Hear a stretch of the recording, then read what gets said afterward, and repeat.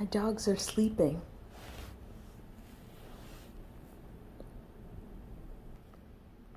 Which means I can't move. So, we're going to talk about veterinary insurance, pet insurance from my couch. There are approximately 10 to 12 major pet insurance companies, and there's new ones coming out every day. I really, really strongly recommend getting pet insurance because there's nothing else that's going to give you peace of mind that if your pet gets sick, you know that you can afford to take care of them and get them the best care possible. There's nothing like having pet insurance that gives you that peace of mind. You really don't want that to factor into your ability and your decision making process when things come up. You really want to have that off your plate. Most of the pet insurance companies will reimburse you for the cost, so there is still some of that concern about having to pay up front, but they usually will pay you back anywhere from 80, 90, 100% of the cost. There are some things that aren't going to be covered, so all the pet insurance companies exclude pre-existing conditions. So another reason to get pet insurance when you get a puppy or a dog right away. That way, anything that comes up should not be considered a pre-existing condition.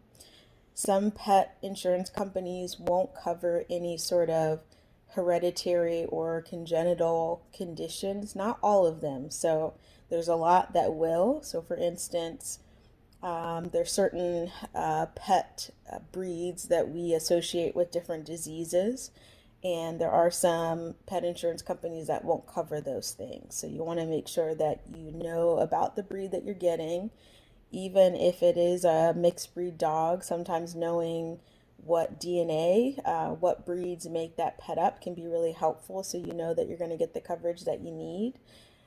But the purebreds in particular, if you know that there are certain diseases in the line, you want to make sure that you're picking an insurance company that's going to cover that. And you always want to make sure that you get insurance before you need it because there is going to be a waiting period. Most of the pet insurance companies want you to have an exam done by a vet within the first week of having the policy, so that way any pre-existing conditions can be identified. They're also going to have a waiting period for accidents and then a waiting period for any sort of chronic condition. So usually accidents are going to be in the first 1 to 2 weeks, and then any sort of chronic diseases they're going to want a month because they want to know that nothing's coming up that could have been pre-existing before your coverage really kicks in. So the sooner you can get it, the better. The things that are going to factor into the cost are going to primarily be your level of coverage. So whether or not you're just covering accidents, are you covering accidents and chronic conditions? And then the rare policy that actually covers wellness. So that it's going to cover vaccines and preventative care, that sort of thing. The other thing that's going to factor in how much you pay is going to be your deductible. So every insurance policy is going to have a deductible, and a lot of companies will actually let you pick that.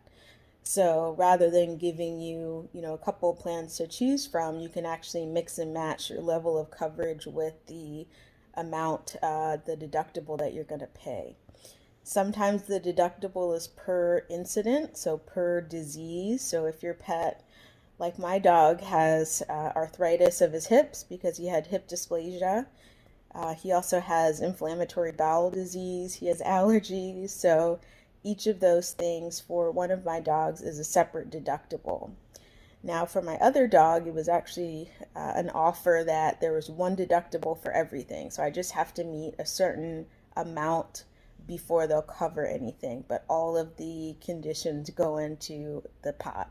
So it doesn't matter whether or not I'm paying my deductible for one condition or another, all of that goes into one. So you really can factor in that.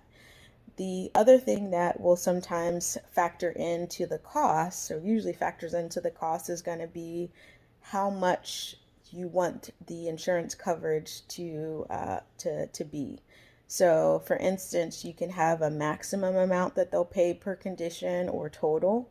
So that could be $10,000 a year, that could be $15,000, or it could be unlimited, meaning that no matter what happens, they're going to pay, and there's really no maximum. So all of those things will factor into how much you pay per month.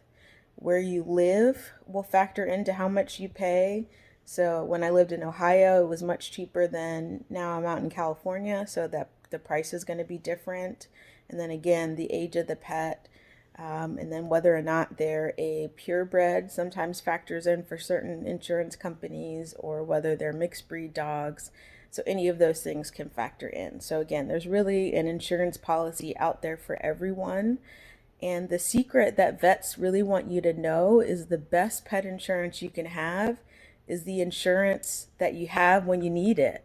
So it really doesn't matter, the details. If your pet gets sick and you have that pet insurance, that's going to be the best thing that you could ever have. So we want you to know that. We recommend that you get pet insurance. It really doesn't take that much time to go and get quotes, get an idea of what the policies are. And again, I think the biggest downside to having insurance is once you have it and once you've had to use it, anything that comes up with your pet is now pre-existing if you do decide to switch to a different insurance company. So once you pick a company, yes, you can change your deductible, you can change how much they're going to cover per incident or per year. But once they start to cover things, if you decide you want to switch, it's actually going to be pre-existing at that point. So in a lot of cases, you're kind of tied to that insurance company that you start with, but that's okay as long as you are able to afford the policy and as long as you have it when you need it. That's going to be most important. Thank you for listening. I hope this inspired you to at least look into pet insurance. I really think it's a good idea. I'll see you on the next episode.